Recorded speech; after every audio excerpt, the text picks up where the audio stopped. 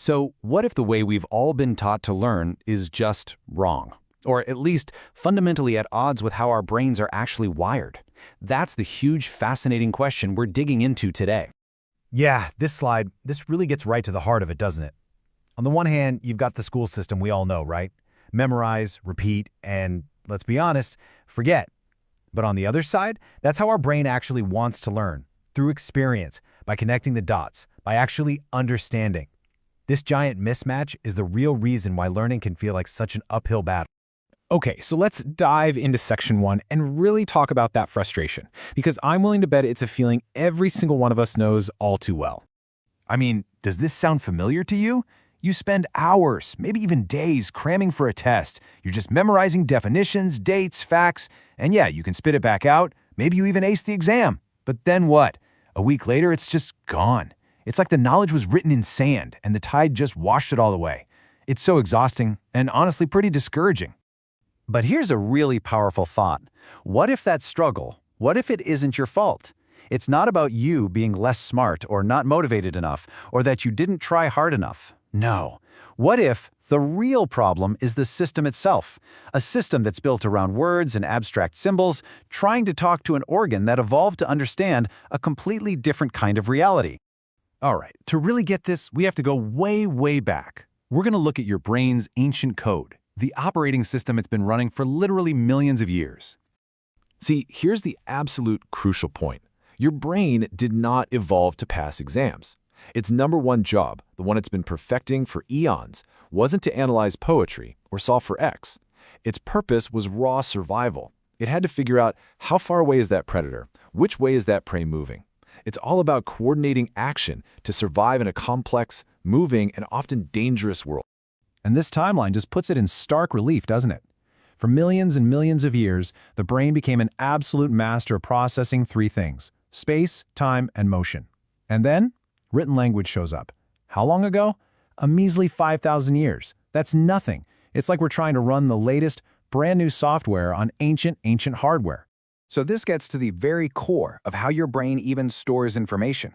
It's not like a dictionary, looking up a word and finding a neat little definition. Nope. Your brain stores relationships. It's way more like a map. It's constantly asking, where is this idea in relation to that other one? Or what comes first and what happens next? So really getting something isn't about just remembering a sentence. It's about seeing the entire pattern, the whole map, light up in your mind. Okay, so we've established the problem, right? The brain has this ancient nonverbal code. So how do we learn to speak its language? Well, that's exactly what we're getting into in Section 3. This is the solution. And you know what? It all boils down to these three core principles. I want you to think of them as the fundamental grammar of your brain's native language. They are space, time, and action. Once we start building our learning around these three pillars, we're not fighting our biology anymore. We're finally working with it. All right, let's kick things off with principle number 1, space. This is absolutely foundational. Your brain is, at its core, a mapping machine. It is constantly trying to figure out where things are. Where is this relative to that? And listen, this isn't just for physical stuff like the keys on your desk. It applies to abstract ideas too. Where does this new concept fit into the bigger picture? How does it connect to everything I already know? And that right there is why things like diagrams, flowcharts, and mind maps are so ridiculously effective. They literally translate abstract, wordy information into the brain's favorite language, spatial relationships. When you give information a place, you're doing a few amazing things at once. You're chunking it into manageable groups, which seriously reduces the mental strain. Your brain starts detecting patterns almost automatically, and the information becomes way more stable and easy to remember. Okay, on to principle number 2, time. And honestly, this is a total game changer. Your brain isn't just sitting there passively waiting for information to come in. No way. It is an active, buzzing prediction engine. It's constantly running little simulations, always asking, okay, based on what just happened, what's going to happen next? And that's exactly why trying to memorize a list of random, disconnected facts feels impossible. But remembering a story feels almost effortless. A story, or really any kind of ordered sequence, gives the brain a framework to hang things on. It lets your brain build expectations, test its own little predictions as it goes along, and then tweak its internal models based on what happens. Learning suddenly becomes this dynamic, engaging process instead of a chore. And that brings us to our third and final principle. And it's so simple but unbelievably powerful. Action. Plain and simple, doing beats watching. Every single time.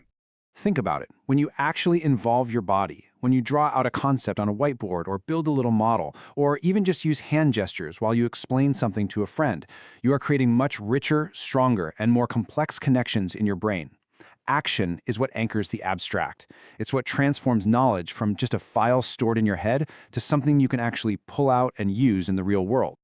Okay, so what happens when we put all of this together? What's the payoff when we stop trying to force our brains to learn in a foreign language and start, finally, communicating with them on their own terms? Yeah, let's bring this whole thing full circle. Look at the difference. The old way, the mismatch, what does it give us? Mental fatigue, a really shallow understanding of things, and we forget it almost immediately. But when we align our learning methods with our actual biology, the result is a world apart. We get genuine insight instead of just rote memorization. Concepts start to interlock all on their own, and recalling information, it becomes almost effortless. You know that feeling? That aha moment? The one where a really complex idea just suddenly clicks into place and feels simple? That's what this is. It's not magic. It's the feeling of biological alignment. It's your brain finally getting information in the format it was born to process. And the result is that amazing feeling of clarity, where you just go, oh, I see it now. It just makes sense. And if you remember one thing from this whole explainer, make it this.